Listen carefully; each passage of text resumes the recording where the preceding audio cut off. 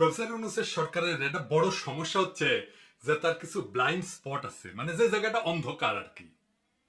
সেটা হইতেছে NGO bias. Professor Yunus নিজেও এনজিওর লোক, তাই এনজিওর লেন্স দিয়া উনি রাষ্ট্রকে দেখেন। এইটা উনার একটা লিমিটেশন। আপনি দেখবেন যতগুলো ডিজাস্টার করছে প্রফেসর ইউনূসের সরকার, তার সবগুলো আসছে এই এনজিও বায়াস থেকে, এনজিও লেন্স দিয়া রাষ্ট্রকে দেখার কারণে। এখন অনেকে কইবেন আপনি আবার প্রফেসর ইউনূস সরকারের সমালোচনা শুরু করলেন কেন? আমি কয়েকটা এপিসোড আগে বলেছিলাম যে প্রফেসর ইউনূস বুঝে হোক না বুঝে হোক, যদি ইন্ডিয়ান লাইন অনুসরণ করেন তাহলে উনারা তো আমি ধরবো। শুধু আমি না, সারা দেশের মানুষ ধরবে। প্রফেসর ইউনূসের ক্ষমতার উৎস সাধারণ মানুষ। সাধারণ মানুষই উনাকে অখণ্ড সমর্থন দিয়ে ক্ষমতায় রাখছে, কিন্তু এই সমর্থন তো আনকন্ডিশনাল না, শর্ত ছাড়া না। পাবলিকে দিচ্ছে সমর্থন, আর সেই সমর্থনের বলে বলিয়ান হইয়া হারকুলিস হইয়া উনার পররাষ্ট্র মন্ত্রণালয় পাকিস্তানের কাছে 1971-এর গণহত্যার জন্য ক্ষমা চাওয়ার দাবি তোলে। আর সেই নিউজটা যখন মানব জমিনে ছাপা হয়, সেইখানে প্রফেসর ইউনূস আপনার ছবি থাকে। আর বেকুবগুলো জানেই না পাকিস্তান তিনবার আনুষ্ঠানিকভাবে রাষ্ট্রীয়ভাবে বাংলাদেশের কাছে ক্ষমা চাইছে 1971-এর জন্য। একবার পররাষ্ট্র মন্ত্রণালয় লেভেলে, আরেকবার প্রাইম মিনিস্টার লেভেলে, আরেকবার রাষ্ট্রপতির লেভেলে। মানে আর কয়বার ক্ষমা চাইতে হবে? আর একবার ক্ষমা চাইলে আপনার বা দেশের কি লাভ হবে? হাসিনার বুড়ি বয়সে অর্গাজম হবে, এছাড়া তো আর কোনো অবজেক্টিভ নেই এটা বলার। যাই হোক, এবারে আসি আজকের ইস্যুতে। আজকের ইস্যুটাও খুব গুরুত্বপূর্ণ। নারী বিষয়ক সংস্কার কমিশন তার রিপোর্ট জমা দিছে। তো প্রফেসর ইউনূস সেই রিপোর্টের কিছু অংশ ওনার ফেসবুকে শেয়ার দিচ্ছেন। এটা নিয়ে শুরু হয়েছে নানা সমালোচনা। প্রথমে বলি, এই কমিশন গঠন করা হয়েছিল 18ই নভেম্বর। জাতীয় ঐক্যমত কমিশনের আলাপ শুরু হয়ে গেছে এর মধ্যে, তারপরে এই প্রস্তাব জমা পড়লো। 18ই ফেব্রুয়ারিতে এই রিপোর্ট জমা দেওয়া উচিত ছিল হিসাব অনুযায়ী। তারপরে 2 মাস বেশি লাগাইছেন ওনারা। এই নারী বিষয়ক কমিশনের বিষয়ে প্রফেসর ইউনূস মনে হয় খুব উচ্ছ্বসিত। ওই যে কইছি না ওনার এনজিও বায়াস আছে, সেই থেকে উনি বলছেন যে কয়টা করে ফেলা যায় তা দ্রুত করে ফেলতে হবে, আর পাঠ্যবইয়ের মতো ছাপায় বিলি করতে হবে। কোন কমিশন নিয়ে প্রফেসর ইউনূসকে এত উচ্ছ্বাস প্রকাশ করতে দেখেছেন? দেখেন নাই। আপনি তো স্যার পড়েন নাই রিপোর্ট, না পড়ে বিলি করার কথা কইলেন। এটা ছাপায় বিলি করতে গেলে আপনার সরকারের লোকেরা মার খেয়ে ভুট্টা হয়ে যাবে, আগে সাবধান করে দিলাম। একটু সামাল কইরা স্যার। উনারা কামের চাইতে আকামে বেশি পটু। আর 2 নম্বর হচ্ছে উনারা একেবারে বাংলাদেশের সমাজ, রাজনীতি, জনগণ, গণমানুষ এই সম্পর্কে কিছুই জানেন না। আপনি বলবেন এখানে শিরিনাপার মতো মুরব্বী আছেন, তাদেরকে আমি এই কথা বলতে পারি যে পারি স্যার, শিরিনাপা কইলেই সেটা অমৃত হয়ে যায় না। উনারে আমরা কিছু বলি না জাফরুল্লাহ ভাইয়ের সম্মানে, কিন্তু উনি একজন পার ইসলামোফোব মহিলা। আর এই কমিশনে যারা আছেন তাদের বেশিরভাগই তাই। উনাদের মিশন হইতেছে নারীর কান্দে বন্দুক রেখা ইসলাম কোপানির রাজনীতি করা। আপনাকে এক্সাম্পল দিই। নারী কমিশন বলছে ধর্মীয় আইন মেনে চলা বাধ্যতামূলক জন্য নারীদের প্রতি বৈষম্য হচ্ছে। আপনি নিজেই শেয়ার দিয়ে কইছেন ধর্মীয় আইন অনুসরণ করা যে কোনো ধর্মের অনুসারীদের জন্য বাধ্যতামূলক। ধর্মের অনুসারীরা তো আনন্দ চিত্তে সেটা অনুসরণ করেন এবং মেনে চলেন। কেউ যদি দাবি করে ধর্মীয় অনুশাসন মেনে চলার জন্য বৈষম্য হচ্ছে, এটা খুবই বাজে অনুসিদ্ধান্ত। এর অর্থ হচ্ছে ধর্মীয় আইন মানা যাবে না, আর চূড়ান্ত মানে হচ্ছে ধর্ম থেকে দূরে থাকতে হবে। এটাই স্যার বাঙ্গু সেকুলারদের চুলকানি, আর এই চুলকানিকে আপনি প্রমোট করেছেন। এই কমিটি প্রতিনিধিত্বমূলক না, বাংলাদেশের আপামর নারীদের অংশগ্রহণ নাই এই কমিটিতে। যারা সংস্কারের নামে ধর্মীয় আইনের বিরুদ্ধে কৃপান তোলে, বাংলাদেশের মানুষ তাদের সংস্কার প্রস্তাব ছুঁড়ে ফেলে দেবে। আবার দেখেন, যৌনকর্মীদের শ্রমিকের মর্যাদা দেওয়ার কথা বলছেন। ওনাদের মাথায় যে কোন দেশ থাকে আদর্শ হিসাবে জানি না, হয়তো পশ্চিম থাকে। পশ্চিমের চিন্তা, পশ্চিমের প্র্যাকটিস ওনারা চাপাই দিতে চান বাংলাদেশের উপরে, ঝামেলা বাদে সেইখানে। কিন্তু ওনারা তো পশ্চিমের যে ড্রাইভার্স প্র্যাকটিস সেটা নিয়ে জানেন না, ওনাদের সেই জ্ঞানও নাই। আমার অনুমান ওনারা কিছুই জানেন না। ধরা যাক ফ্রান্সে কি নিয়ম জানেন? সুইডেন, নরওয়ে, ফ্রান্স এই সমস্ত দেশে যৌনকর্মী না, বরং ক্রেতাদের যারা যৌন সেবা গ্রহণ করে তাদের শাস্তির আওতায় আনা হয়। এদেরকে বলা হয় নর্ডিক মডেল। তাহলে বুঝতে পারতেছেন যে পতিতাবৃত্তিকে কিভাবে কোন কায়দায় টেকেল করা হয় পশ্চিমে। আপনি তো অপমানকর, মর্যাদাহানিকর একটা পেশাকে আইনি কাঠামোর মধ্যে এনে বৈধতা দিতে পারেন না। আপনারা পতিতাবৃত্তিতে ইন্ডাস্ট্রি বানাইতে চাইতেছেন, সেখানে টাকা বিনিয়োগ হবে, আর বাংলাদেশের নারীরা সেখানে শ্রমিক হিসাবে কাজ করবে। মানে পতিতাদের অ্যাপয়েন্টমেন্ট লেটার দিবে, পেনশন থাকবে, প্রমোশন হবে, পতিতারা ট্রেড ইউনিয়ন করবে। Are you crazy? মাথা মাথা ঠিক আছে আপনাদের? নারীদের সম্মানজনক কর্মসংস্থান করতে হবে, এটা যদি লক্ষ্য হয় তাহলে এমন ব্যবস্থা করেন দক্ষতার যোগ্যতা অনুসারে সকল নারীর কর্মসংস্থানের জন্য বাংলাদেশের পুরুষদের যদি আধাটা রেখায় দেখতে হয় তাহলে সেটাও বাংলাদেশের পুরুষেরা মেনে নেবে। কিন্তু এটা মানবে না, আগুন জ্বালায় দিবে। মাথায় দেখেন, আগুন নিয়ে খেলেন না। এই যে কমিশন, এটা কি নারী নীতি বিষয়টা বুঝে? আসেন সেটা বুঝে দেখি। নারী নীতি কেমন হওয়া উচিত। রাষ্ট্রের কাজ হইল সব নাগরিকের জন্য যুক্তিপূর্ণ, কার্যকর এবং ন্যায্য নিয়ম তৈরি করা। মোট কথায় নাগরিকের অধিকার প্রতিষ্ঠা করা। কি অধিকার? লিগাল রাইট, পলিটিক্যাল রাইট আর ইকোনমিক রাইট, এই তিনটা। এটাই রাষ্ট্রের নির্দিষ্ট কাজের এলাকা, এটাই রাষ্ট্রের কাজ। তাহলে আসেন এই লিগাল, পলিটিক্যাল আর ইকোনমিক রাইটের প্রশ্নের গভীরে যাই। রাষ্ট্রের দায়িত্ব খুবই স্পষ্ট। এই দায়িত্বগুলাই সব নাগরিকের প্রতি রাষ্ট্রের দায়িত্বের সাথে যুক্ত। সব নাগরিকের অধিকার নিশ্চিত করা, এটা পলিটিক্যাল রাইট। আইন তৈরি এবং প্রয়োগ করা সব নাগরিকের জন্য, এটা লিগাল রাইট। আর সুযোগ এবং সম্পদের সমভাবে বিতরণ করা, এইটা ইকোনমিক রাইট। রাষ্ট্রকে নাগরিকের ইন্ডিভিজুয়াল রাইট প্রতিষ্ঠা করতে হয়।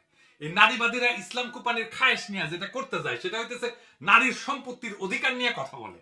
তারা বলে ধর্মের জন্য নারীরা বৈষম্যের শিকার হচ্ছে, সেজন্য বলছে ধর্মীয় অনুশাসন মানায় বৈষম্যের শিকার হয় নারীরা। এই বৈষম্য থেকে বাঁচতে বাবার সম্পত্তিতে নারীর সমান অধিকার দরকার।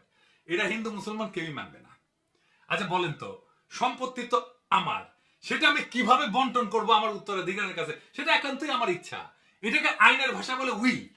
আপনারা শোনেন না উইল করে দিয়ে যায়, বিদেশে দেখেন না বিড়ালের নামে উইল করে দিয়ে যায়। আমার সম্পত্তি আমি যাকে খুশি লিখে দেবো, আমি আমার সন্তানদেরকে না দিয়ে আমি বিড়ালকে দিয়ে যাবো, এটা আমার ইচ্ছা, এটা আমার উইল। এখানে কারো কিছু বলার নাই। রাষ্ট্র দেখবে আমার যেটা ইচ্ছা সেটা বাস্তবায়িত হচ্ছে কিনা, এটাই রাষ্ট্রের অধিকার, এটাই রাষ্ট্রের দায়িত্ব। রাষ্ট্রের বলার কথা না আমি কাকে কতটুকু দেব সম্পত্তি, এইটা রাষ্ট্র ঠিক করে দেবে না। রাষ্ট্র আমার ইচ্ছাকে মর্যাদা দেবে, সেটাই রাষ্ট্রের দায়িত্ব। কিন্তু এই নারীবাদীরা বলে সম্পত্তিকে সমানভাবে ভাগ করে দিতে হবে। আমি যদি আমার মেয়েকে বেশি দিতে চাই, পারবো না? অবশ্যই পারবো, এটাই আমার উইল। আমার ব্যক্তিগত সম্পত্তি আমি কিভাবে আমার উত্তরাধিকারের কাছে দেব, সেটা একান্তই আমার নিজের সিদ্ধান্ত। দুনিয়ার কোন রাষ্ট্র এটা হাত দেয় না। ইউরোপে কেউ মানবে যদি রাষ্ট্র বলে তুমি তোমার উত্তরাধিকারের মধ্যে এইভাবে বন্টন করে দাও সম্পত্তি? মানবে না। কিন্তু বাংলাদেশের নারীবাদীরা এটা করতে চায়, কারণ এই অসিলায় তারা ইসলাম কোপাইতে পারে। এটা ইসলাম কোপানির ইন্ডিয়ান তরিকা। তো এখন কইতে পারেন দাদা কিছু হইলে ইন্ডিয়া ঢুকাই দেয়। জি না ভাই, বুঝাই দিই।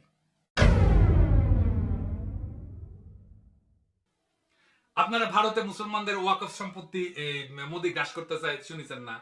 কিভাবে গ্রাস করতে চায় জানেন? ইউনিভার্সাল সিভিল কোডের নামে। এটা কি?